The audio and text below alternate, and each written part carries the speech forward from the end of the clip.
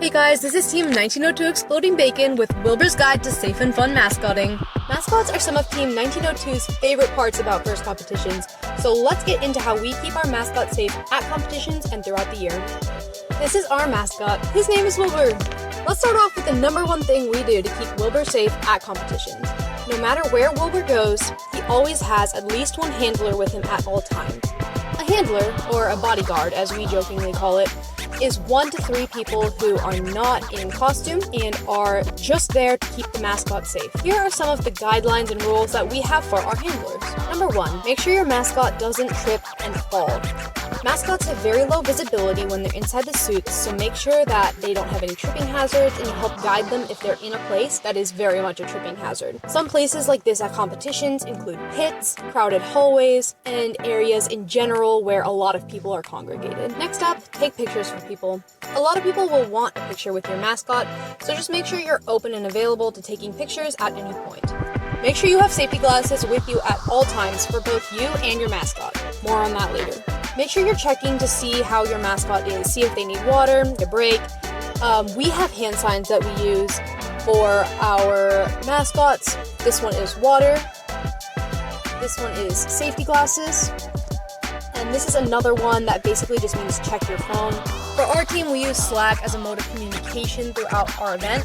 So the handler is constantly checking Slack to make sure that Wilbur isn't needed somewhere else. Make sure to protect your mascot's identity. Not all teams do that, but we do. The focus is on your mascot, so make sure you are focused on them. If you're in the pits, you can grab pins if you see one, especially if you have another mascot there to keep track, but make sure you're not wandering away from your mascot, leaving even if it's just for a second. Make sure you have your eyes on your mascot at all times. If there's some sort of pin or type of thing you would really like, you could always talk to your mascot and say, hey, let's go over there. And both of you can go together and get a pin. Just make sure you aren't leaving your mascot alone at any point. Also, do not let anybody grab the mascot's head or anywhere else. Just make sure you're keeping an eye on that because, especially for our mascot in particular, Wilbur doesn't talk, Wilbur doesn't speak at all.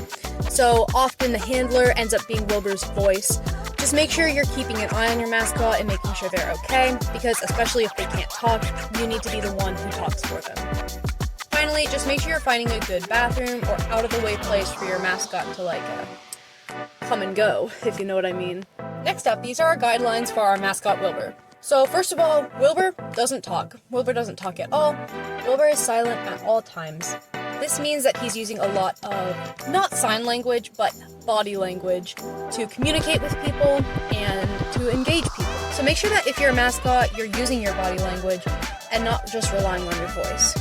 Next, don't initiate contact. And when I say don't initiate contact, I don't mean don't put your hand up for a high five. What I mean is don't be the first person to go in for a hug. Putting your hand up for a high five is really easy for someone to avoid if they don't want a high five. Whereas if you're going up to someone, trying to hug them, that could make them very uncomfortable, so just make sure you're paying attention to that. Similarly, same thing with mascots. Even if there's another mascot, that doesn't just give you permission to go over and hug them, high-five them, etc. Even if you're the one to initiate a conversation, make sure you're not the one to just automatically go in for a hug, because that can make people uncomfortable. Same way for handlers, just in general. Keep that as a rule. This goes double for really little kids, because especially at competitions, there'll be a lot of younger siblings, and at Worlds, there's FLL and FTC. And if you're walking around those pits, there's going to be a lot of little kids who want hugs from Wilbur, who want hugs and high fives and whatever, all the things. Make sure that you're just being cautious and reading the parent's body language as well, because sometimes you just look up at the parent and they're like, stay away from my child. So make sure you're paying attention. I'm not saying you have to go up to the parent and be like, hey, can I hug your child? But just make sure you're keeping an eye on that. And if the kid looks really uncomfortable, just maybe offer a high five instead of a hug. Also, along with that, one thing that Wilbur always does is get down on his knees when he's talking to younger kids and just kind of meeting them on their level. Next, make sure that you're animated, you're dancing. Like I was saying earlier, you rely a lot on body language as a mascot. Regardless of whether your mascot talks or not, it is very important to be excited with your body and look like you want to be there. If you're tired, if you're thirsty, if you're exhausted, please don't just keep on being tired. Please, instead of just standing there in the mascot suit, please go take a break. Please tell your handler, tell your mentor, tell whoever you need to tell to go and take a break. Because the whole point of having a mascot is to engage other people and to have fun at the competition. And if you're tired, you're exhausted, you're thirsty, and you can't have fun, then the people around you aren't having fun either, and then what's the point of having a mascot? So make sure you're taking care of yourself too, and taking the time to go breathe. Snaps for air. Anyway, make sure that you as a mascot have safety glasses. You don't necessarily need to be carrying them. That can be a handler thing. Additionally, handlers carry water. Carry lots of water for your mascot, please. Anyway, but as a mascot, you do need to wear safety glasses, even if you can't see the eyes. Please wear safety glasses, make sure you have them when you begin, make sure your handler has them for you, and you can just pop them on at any point. You will need safety glasses going into the pit, looking at robots, all those kinds of things. So make sure you have them, because they do usually check and ask, does that mascot have safety glasses? And you don't want to not be able to go in if you don't have them. Finally, this is for both the handler and the mascot. Just keep an eye out. I guess it's especially for the handler since they have better vision and they can have a little bit more like view of what's happening. But if you see a team that's like actively working on their robot and like they're all locked in, please don't go over to them and try to talk to them. And this can go to any group of people. Like if there's any sort of people who are having a meeting or working together or doing whatever, please don't go try to bother them, because yes, we all love mascots, but imagine how you would feel if you were locked in on your robot and then a random mascot just comes over and starts to talk to you. That's not always fun, and it can garner some hate towards the mascot. So just make sure you're paying attention to who you go and talk to, and like read the room a little bit is basically what I'm saying. Alright, I hope you all enjoyed that little guide to mascot safety. I hope you incorporate these tips into your mascot routine. We all love mascots and we want them to stay, so make sure you are being safe with your mascots, make sure they are safe, make sure everyone's safe so everyone can have fun.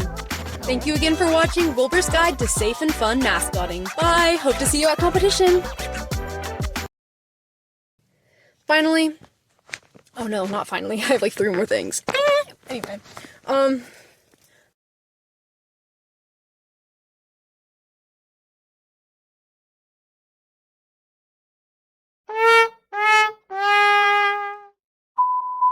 SD4. Oh no, he's about to eat it. Uh-oh, I know what he's doing. Oh no. I can blow up this LED so fast.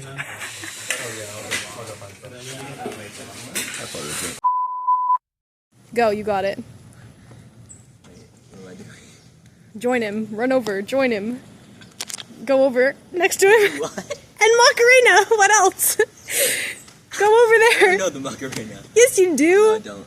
What? Well, learn it. Ready? Perfect. You're good. Oh wait, hold on a sec. Go hide around the corner. Don't just like wait for him to go and be like right there. Good thumbs up there, Leo. Ah! Hello.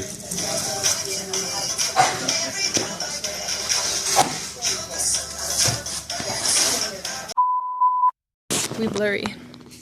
What's happening? Sorry, 1 second. Okay, go ahead.